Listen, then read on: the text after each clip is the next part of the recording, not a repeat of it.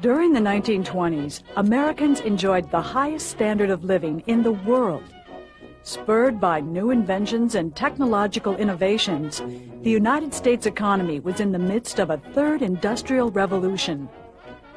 The shift from coal to electricity helped double worker productivity. A wave of mergers created new production giants, run by men who paid as much attention to research, marketing, and advertising as to manufacturing itself. What the country's industries made was also changing, as production shifted from things like steel and oil to goods and services manufactured directly for consumers.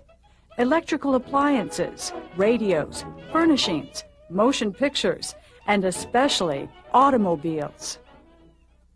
To realize his dream of making a car for everyone, Henry Ford pioneered a moving assembly line that sped up work, saved costs, and cut the time it took to make a car from more than 12 to under 2 hours. Henry produced the Model T, reliable, affordable, each one just like the other, and you could get it in any color you wanted, as long as it was black. In 1914, Henry started to pay his workers the unheard-of wage of $5 a day. His friends thought him mad, but higher wages were good for business. You had created a system which had mass production, where people stood on an assembly line and did over and over the same job. It made people discontent. And there was a lot of labor turnover at Ford. And one of the ways in which Ford wanted to guarantee a predictable labor force, that people would stay and that you could count on them coming every day, was to raise wages. And so to pay his workers considerably above other firms, that people would not only be able to buy Fords, but other products at the time. Across America, companies raised workers' wages to increase their buying power. They also improved workers' benefits, offering old age pensions, paid vacations, and insurance. Still, few Americans could afford to buy an auto outright, so automobile makers pioneered another innovation, buying on credit. In the old days, you bought only what you could afford. In modern America, buy now, pay later was becoming a way of life. The next step forward came from General Motors boss Alfred Sloan, who recognized that cars could be sold on the basis of comfort and style as well as price. Applying the laws of Paris dressmakers to the automobile industry, GM introduced a wide range of differently priced cars, which they changed every year. Keep the consumer dissatisfied, Sloan decided, and therefore eager to buy a newer and fancier model. By 1930, Americans owned 8 out of 10 of all the world's automobiles. The automobile accelerated America's shift from a rural to an urban nation.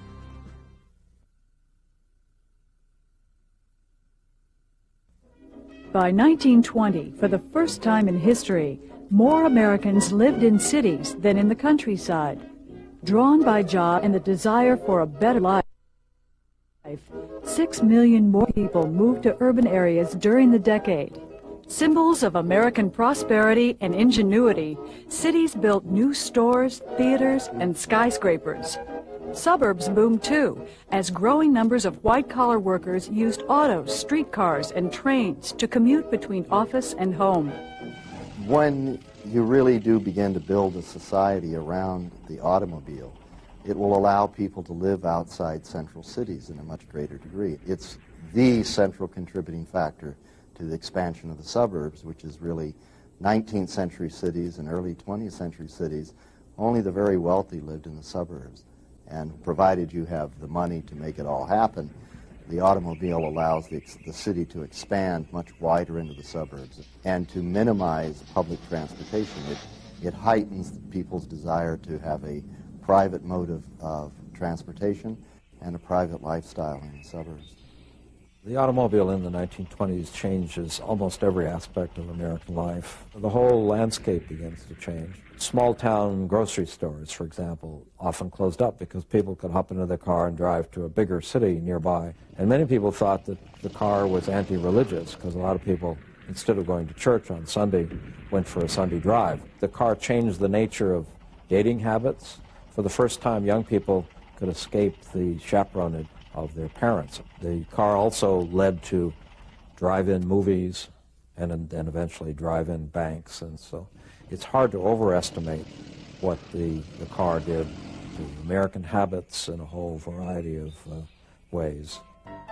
Cities were the centers of the new mass consumer culture, the proving grounds of new forms of entertainment and leisure. To create a consumer out of a citizen required profound changes in people's values and behaviors. And the segment of the nation's society that changed the most were women.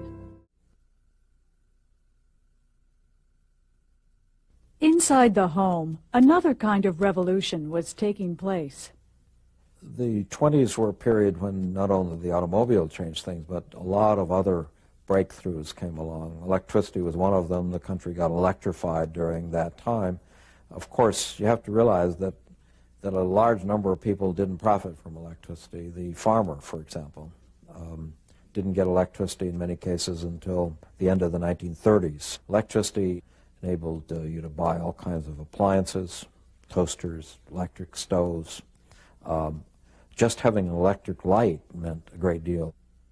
New household appliances were reducing the drudgery of laundry, food preparation, and cleaning. That didn't mean that women spent any less time doing housework, but the nature of their work was changing. For now, they had to make smart choices from the wealth of new home consumer products.